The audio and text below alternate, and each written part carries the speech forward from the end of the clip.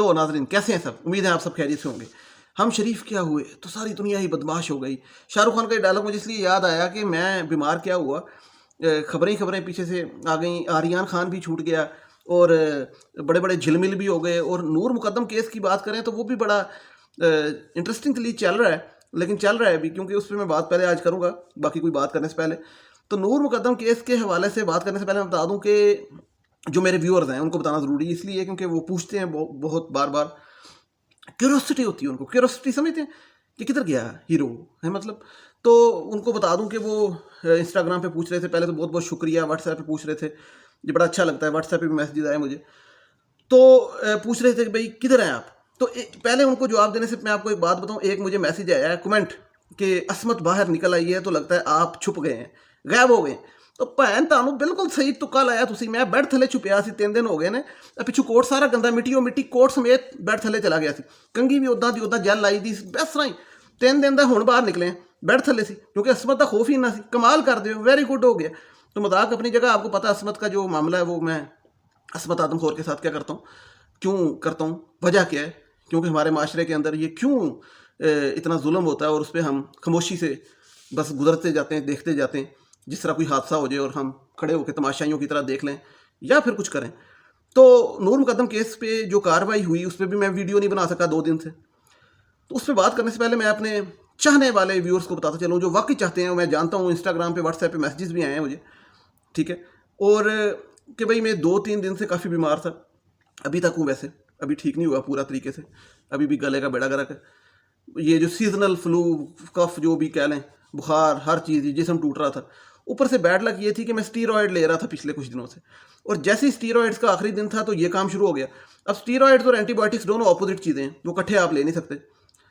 तो फिर मैंने स्टीरॉयड को कहा तुम एक रह गई हो, तुम अब छुट्टी करो, तुम्हारी काफ़ी हो गई दिन स्टीरॉयड्स की। मैंने कहा कि तुमने काफ़ी दिन एंजॉय कर लिया है मेरे अंदर जाके, अब मेरे अंदर एंटीबायोटिक्स जाने दो। फिर मैंने एंटीबायोटिक्स लेनी शुरू की, फिर उसका तमाशा लगा अंदर जाके। पहले स्टीरॉयड जाके मेरे दिमाग के साथ खेल रही थी, ठीक है। तो पिछले महीने से बस गोलियों के फक्के ही मार रहा हूँ। तो मैंने कहा आप लोगों से शेयर करूं, क्योंकि हो सकता है कोई ऐसी आंटियां बहुत मेरी वीडियोस देखती हैं तो कोई दुआ भी करे और कबूल भी हो जाए। और जो है सेहत के लिए दुआ जो है बड़ी ज़रूरी चीज़ है, और सेहत तंदुरुस्ती क्या कहते हैं, हज़ार नेमत है।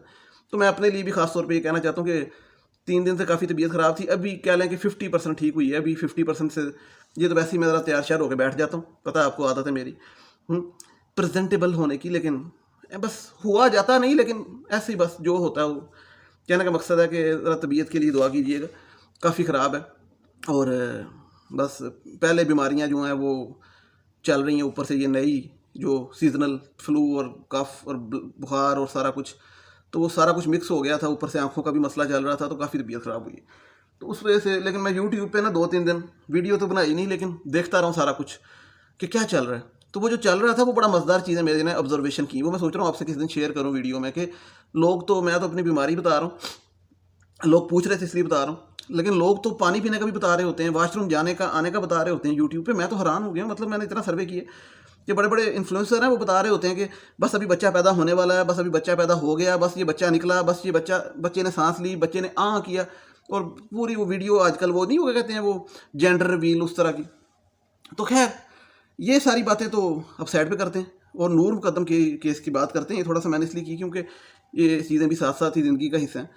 और नूर मुकद्दम केस पे मैं आपको बताता चलूँ कि जो कल आप लोगों ने सब ने देख लिया होगा डेफिनेटली, मेरी ये गल करने का फ़ायदा कोई नहीं, लेकिन तबसरा मैं ये करूँगा कि 3 गवाहों के जो मेनली कल कलम बंद हुए, वो जो उनके बयानात जो कटहरे में मेन चीज़ जो मैंने उसमें ऑब्जर्व की है कि इंडियन फिल्में हम बहुत देखते हैं बचपन से जवानी में, तो उसमें जो वकील है ना, उन्होंने इंडियन फिल्मों से वकीलों के जो डायलॉग होते हैं ना सनी देओल के, वो चुरा के बड़ा उन्होंने प्रैक्टिस की है। और ये हमारे जो लॉ कॉलेजेस हैं ये शायद पता नहीं क्या पढ़ाते हैं, क्योंकि जो वकीलों की जो जरा करने का अंदाज और जो सवाल है ना, वो इतने के मतलब मुझे 3rd क्लास लगे हैं, और इतने के मतलब बचकाना कि इस तरीके से आप शक पैदा करके और फंसा के और उसको शो करा के कि ये देखें उसने फलां जगह ये कहा था, अब ये कहा है, तो आप केस को बदलना चाहते हैं। तो ये बड़ा एक पुराना तरीका है, कमाल करते हैं यार।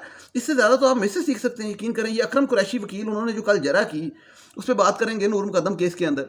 दूसरी बात करने से पहले मैं करूंगा कि वो जो अक्सर रानी जो पुलिस की लेडी कांस्टेबल है, वो जो पहुंची थी मौका पर, उसका भी गवाही वहाँ पे हुई। तो वो उसने बताया कि भाई नूर मुकद्दम को, चूंकि उसने एक लेडी थी, उसने देखा, तो उससे जब पूछा गया तो वो मैं बात करना चाहूँगा कि भाई ये आपने उसके जिस्म पे निशानात देखे, ज़ख़म देखे, तो क्या देखा? तो उन्होंने बताया कि छाती पे 4 ज़ख़म थे और 3 गर्दन पे और 1 माथे पे। ये मैं इसलिए बता रहा हूँ क्योंकि वो जो ये गर्दन कान के नीचे का है ना, कान के नीचे ये जो निशानात हैं, ये बेसिकली सारे उससे रिलेटेड हैं जो ये पुरानी छुरी से ये दरिंदा नूर को मारने की कोशिश करता रहा है। ठीक है, तो ये बताना इसलिए ज़रूरी है कि कितना खौफनाक था, और इस केस को भी बजाय हाइप पे जाने के और इस केस का फैसला डिफरेंटली होने से के बजाय कि एक लड़की के साथ ये जुल्म हुआ, तो वो चीज़ें भी अब किस तरीके से चल रही हैं कि 8 मुल्ज़मान बाहर बैठे हैं, आपको पता है। और इस दफ़ा तो आपको पता पेशी पे भी सारे नहीं आए, क्योंकि वो जेल वाले भी जेल से स्काइप पे बड़ी तरक्की कर गई है हमारे, पता है आपको मुल्क के। वो एक तरफ मार्च निकली हुई है तो एक तरफ स्काइप से वीडियो हो रही है, क्योंकि वो अदालत जेल से ही, क्योंकि वो आ नहीं सकते थे, क्योंकि टीएलपी का आपको पता है वो के सीज़न चल रहा है वो आजकल। तो सीज़न वो एक मौसम है ना, 12 मौसम है, खान साहब ने बताया था। तो 2 मौसम ये भी होते हैं लॉन्ग मार्च के, धरना मौसम। इस्लामाबाद पिंडी वालों को बड़ा पता है इसका। अच्छा, तो ये तो था वो अक्सर रहने के बयान की मैं बता दूं। तो उस पर भी जब वो जरा कर रहा था ना, तो वो वकील कहता है बार बार कितने बजे पहुंची, कितने मिनट पे पहुंची, फिर दोबारा पूछता है जब पहुंची वहां पे कौन था, उस अफसर का नाम क्या था, फिर वहां से जब गई तो कितने मिनट का फासला था, जहां से आई वहां से कितने मिनट का फासला था। अब यही चीज़ वो उससे पूछता है जो कांस्टेबल है उससे, जब उसका बयान लेता है। और यही चीज़ उससे पूछता है, मैं बजाय बार बार जाऊँ, वो जो फिंगरप्रिंट्स लेने आता है पुलिस का कांस्टेबल, उससे भी यही चीज़ पूछता है कि भाई तुम वहाँ से जब निकले तो कितने बजे निकले, वहाँ पे पहुँचे तो तुमने क्या देखा, अच्छा तो जब तुम पहुँचे तो वो टाइम क्या था, और जब पहुँचे तो टाइम ये था। तो वो आगे से बेचारे बंदा कहते हैं कि भाई हमें एग्जैक्ट नहीं पता, आधा पौना घंटा लगा, 1-2 किलोमीटर था, ये था वो था, जो अंदाजन बताते हैं। तो हमारे पाकिस्तान से आप लोग ये सवाल पूछते हैं, यकीन करें मुझे ये नहीं पता होता सुबह में कितने बजे उठा, कितने बजे वॉशरूम गया, कितने बजे पानी पिया, ये चीज़ें बंदे को नहीं पता होती। सीधी सी बात है, हम लोग ज़रा, और बंदा अब ये मतलब जब कहीं जा रहा होता है यार, अच्छा इतने बजे मैं निकला, इतने बजे मैं पहुंचा, तो ये जो पॉइंट मिनट की गलती इसलिए निकालें, गलती निकालने के लिए, कि पकड़ने के लिए किसी ने झूठ बोला है, गलत बयानी की है, ये इसलिए सवाल पूछते हैं। ये एक तरीकाकार है डिफेंस वालों का, और ये एक पुराना 3rd क्लास इंडियन मूवीज़ वाला तरीकाकार है, बी ग्रेड मूवीज़ वाला बल्कि। ठीक है, यहाँ से पाकिस्तानियों से यकीन करें कि आज तक नहीं हुआ कि कोई दोस्त कह दे मैं 5 मिनट में पहुंचा, तो वो 5 घंटे में पहुंचा हो।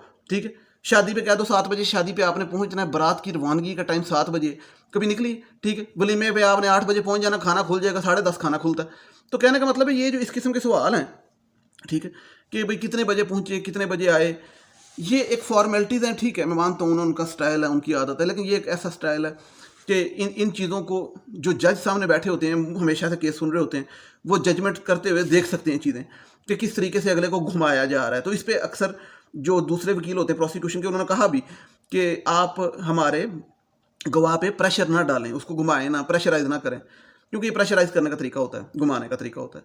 तो ये प्रेशराइज कल किया गया, ये कल चूंकि टीएलपी की वजह से सारे आ भी नहीं सके, और ये गवाहों के खैर 3 कलम बंद हुए बयानात, और अगले बुध तक ये मुलतवी हो गई है, और 8 लोग बाहर हैं। तो खैर मैं तो इस पर आप लोगों के साथ खड़ा हूँ और बात करता रहूँगा। अभी तो मैं सिर्फ इस पे इनिशियल बात कर रहा हूँ, लेकिन मैं आपको ये बात बताता चलूँ कि हमारे मुल्क के अंदर क्योंकि मसले बड़े, एक मसला नहीं, और जब नए मसले आ जाते हैं तो पुरानी चीज़ें पीछे हो जाती हैं। अब यूट्यूब से इस चीज़ की काफ़ी ये पीछे जा चुकी है, ट्विटर वगैरह से तो पहले जा चुकी है, मीडिया से।